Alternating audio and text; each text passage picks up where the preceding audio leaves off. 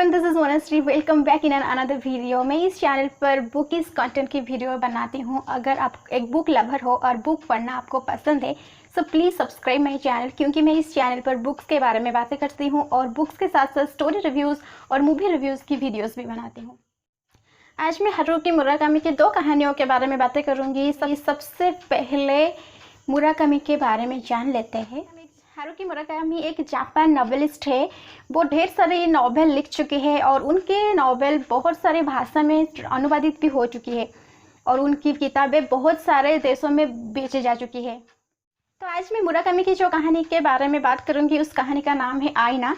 ये एक हॉरर कहानी है और इस कहानी में राइटर ने ये कहा है कि मुझे 30 वर्ष हो चुका है परंतु मैंने कोई भूत नहीं देखा है। पर उन्होंने अपनी लाइफ की एक मेमोरीज बताई है कि वो अपनी फ्रेंड के साथ एक लिफ्ट पे जा रहे थे और उनकी फ्रेंड ने एक भूत को देखा, भूत नहीं उस एक आत्मा की परछाई को देखा, पर राइटर ने कुछ नहीं देखा। और राइटर ने ये भी कहा है कि मेरे जो फ्रेंड है वो इतने मजाकी नहीं है कि एक भूत प्रेत के मामले में मुझसे मजाक करेंगे। हो सकता है उन्होंने देखा होगा और मैंने नहीं देखा।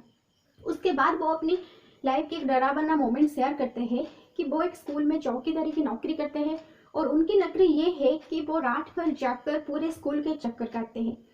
तो एक दिन क्या हुआ कि उन्होंने चक्कर काटते के समय एक आईना को देखा। तो राइटर ये कहते हैं कि उनके साथ एक अजीब चीजें हुई जो वो किसी को बताते हैं और कोई उसका भरोसा नहीं करता है। तो उनके साथ उस रात क्या हुआ कि उन्होंने रात भर चौकीदारी की नौकरी करते करते स्कूल की पूरे चक्कर काट रहे थे और उन्हें एक आईना नजर आया और उस आईने में वो अपनी प्रतिबिंब को देख रहे थे और उनके साथ इतनी सारी अजीब हरकतें हुई, हवा तूफान की तरह आने लगी और उनके शरीर में बहुत सारे जगह में खुजली होने लगी। तो राइटर ये कहते हैं कि मैं इतनी डरपोक नहीं हूँ कि मैं किसी भी चीज़ से डर जाऊँ और मेरे पास टॉर्च था और दूसरे हाथ में मेरे पास एक पारंपरिक तलवार था और जिसकी वजह से मैं किसी से भी नहीं डरता। तो ये भी कहते हैं कि अगर मैं बूढ़ा हो जाता तो मैं उस सिचुएशन से भाग जाता। तो उसके बाद उनके साथ ऐसा हुआ कि वो बहुत डर गए और दूसरे दिन वो उस जगह में जाकर देखे तो उन्हें कोई आईना नजर नहीं आया और उन्होंने आसपास लोगों को भी बताया कि यहाँ पे आपने कोई आईना देखा, तो उन आसपास के लोगों ने भी मना कर दिया। पर राइटर को ये बात समझ में नहीं आया कि वो आईना आया कहाँ से।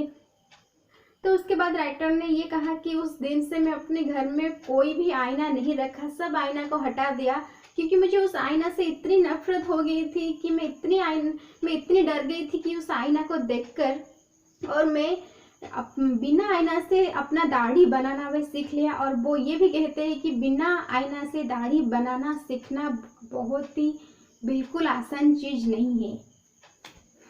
तो यहीं पर कहानी में ट्विस्ट आ गया। अगर आप ये कहानी पढ़ोगे तो आप जान पाओगे कि उस आईना वहाँ था या नहीं और क्या था या क्या नहीं। मैं आपको आगे नहीं बताऊंगा क्योंकि मैं चाहती हूँ कि आप ये कहानी पढ़ो और जानो कि इसमें क्या है और क्या नहीं।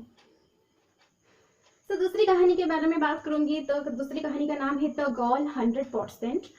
पहले मैं इस कहानी की कुछ लाइन में आपको सुना देती हूँ क्योंकि मैं इस कहानी भी ई बुक में पढ़ी थी, तो मैं चाहती हूँ कि मैं इस कहानी को शरिता शर्मा ने अनुवादित किए हैं। दरअसल बात यह है कि वो सुंदर नहीं है, वो किसी भी तरह से और से अलग नहीं दिखती है। उसके कपड़े कुछ खास नहीं है, उसकी बाल भी सोकर उठने के कारण बिखरे हुए हैं। वो जवान भी नहीं है, 30 के करीब होगी, बल्कि सही तरीके से उसे लड़की भी नहीं कहा जा सकता। मगर फिर भी मैं 50 गज की दूरी से जानता हूँ वो मेरे लिए बिल्कुल सही लड़की है। मैंने जिस पल उसे देखा तब से मेरे सीने में शोर मचा हुआ है। तो इस कहानी में राइटर ने एक लड़का और लड़की के बारे में बता रही है और वो कह रही है कि वो जो लड़का है वो बिल्कुल सही है, वो लड़की के लिए सही है, और वो जो लड़की है वो उस लड़का के लिए सही है। 100% सही है, बिल्कुल सही है। लड़का उस लड़की से कह रहा है कि तुम मेरे लिए बिल्कुल सही हो, 100% सही हो, और उसी बात में उस लड़की उस लड़का से कह रहा है। और ये सब बातें राइटर ने एक सड़क के किनारे खड़े होकर सुन रहे थे, देख रहे थे। तो ये अप्रैल की मॉर्निंग की बात थी। वो लड़का पूरब से पश्चिम की ओर जा रहा था और वो लड़की पश्चिम से पूरब की ओर जा रहा था। उन दोनों में से कई बातें हो रही थी जो ऑथर सब सुन रहे थे और उन दोनों ने एक टेस्ट देने को सोचा कि वो एक दूसरे से कहने लगी अगर हम दोनों एक सच्चे प्रेमी है हम दूसरी बार जरूर मिलेंगे। पर उनकी दूसरी बार मुलाकात भी हुई थी, पर उनकी उम्र इतनी कच्ची थी कि वो अपने प्यार को समझ नहीं पाए। अर्थर ये कहना चाहती है कि उनको टेस्ट लेने की बिल्कुल भी जरूरत नहीं थी और इसीलिए वो दोनों भीड़ में खो गए। और अर्थर ये भी कहना चाहते हैं कि ये एक दुखद कहानी नहीं है क्या? तो आज के लिए बस इतना ही। अगर आपको ये वीडियो अच्छा लगा तो प्लीज़ वीडियो को लाइक कीजिए और चैनल को सब्सक्राइब करना मत भूलिएगा। Thank you so much for watching this video.